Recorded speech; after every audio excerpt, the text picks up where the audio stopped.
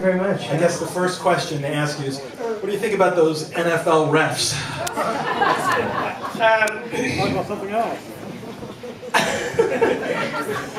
I don't watch football. I was afraid of that. I'm sorry. I kind of knew that, but I went with the joke anyway. I don't watch any sports. I've been asked that question like 5 times today in interviews, and I don't watch sports. I play a lot of sports. I have in my time. But I don't watch sports because I'm not a voyeur. What sport are you the most talented in? Polo. Yeah. Polo. That's what I thought. But I think it's the same reason I don't watch porn, because I'm not a voyeur. Too much information. I played a lot of tennis in my life, but I really never watched it. I play golf now. I try, but I've never been a sports watcher. Right. So the whole ref thing, and well, you know. Which is, you know what's going on. Oh yeah, no, I heard. I watched in the news, and I didn't see the actual play. Did you? Oh, I did. 155 times. They really screwed it up, right? Absolutely. So how much did the guy get paid? Well, we don't know. They were the refs that worked in like the girls' lingerie league. Apparently, is where these. No, I meant how much did he get bribed? I don't know. That's what I'm saying. I don't know where these refs come from. Yeah. Let's start with talking about the most requested song on Breakfast with the Beatles for the last 3 weeks. Good morning, by You're Micky kidding! Dolenz. I swear to God. I swear to God. Well, thank you. It's a true thing. Thank you. The story behind that, for those of you that don't know, is that when I went to England the first time, I met Paul, who had dinner, and he invited me to a session at Abbey Road Studios where they were recording this new album called Sergeant Something. Magical Love. Something. And I don't know whatever happened to that album because it was like really good. It was Sergeant Pepper. And I showed up the next day, in the middle of the day, limo picked me up, and I don't know, I guess I was thinking I was going to be some crazy Beatlemania, fun fest loving, freak out, psychojello thing. So I dressed accordingly with my paisley bell bottoms and my tie-dyed underwear and my hair up in curls and beads and things and glasses, and I'm like feeling no pain. And I show up in the middle of the day, and there's at Abbey Road Studios, and it's like this big, you know, studio like this. Just the 4 guys, fluorescent lighting, just them playing. And I'm like, where are the girls?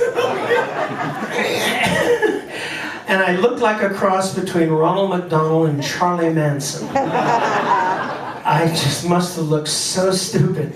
And the 4 guys are just sitting there in folding chairs, just in t-shirts and jeans, just playing, and I felt so stupid. And John Lennon actually looks up and says, "Hey, monkey man."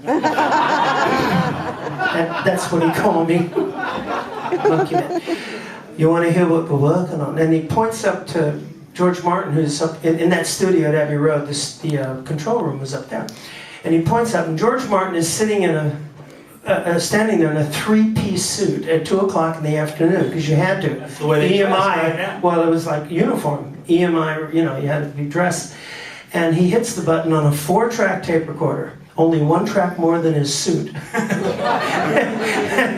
And I hear the tracks for Good Morning, Good Morning.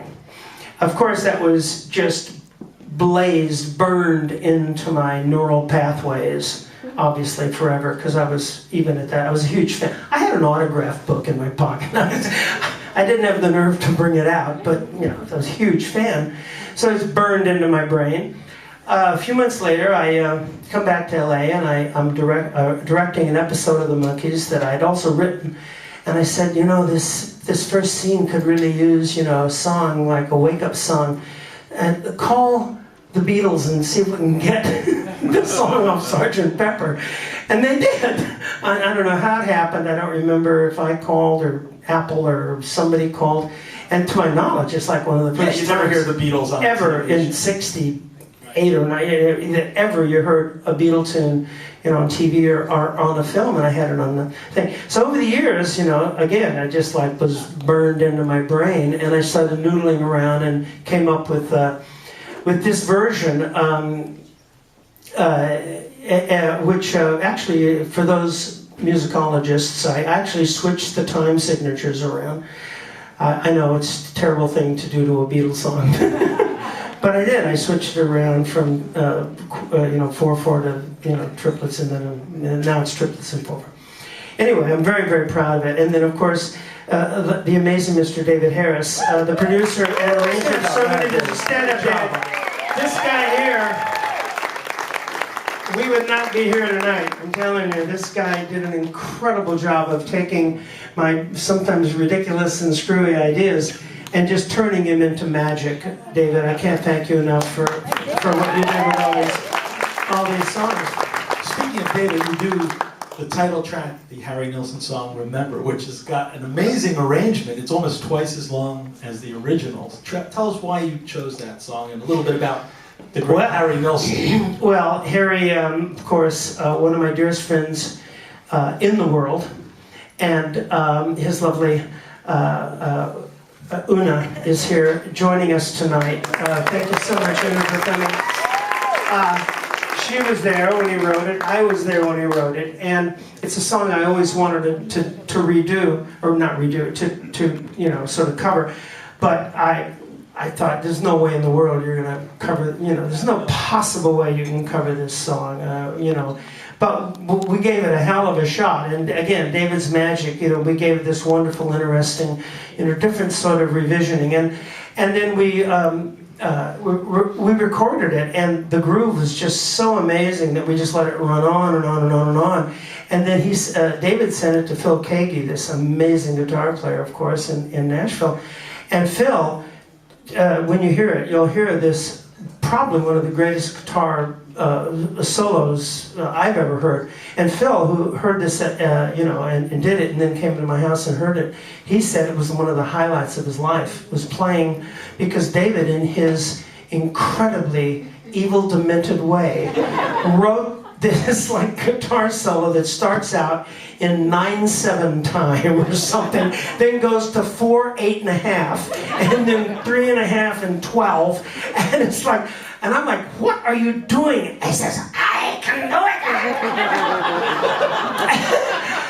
And if you listen to it, and the musicians loved this section, because it went from every time signature, I think, in the world, right? I think you and Stephen Schwartz have come up with the time signatures I didn't know existed. And they don't in this dimension. They only exist in alternative universes. Tell me about Sugar Sugar.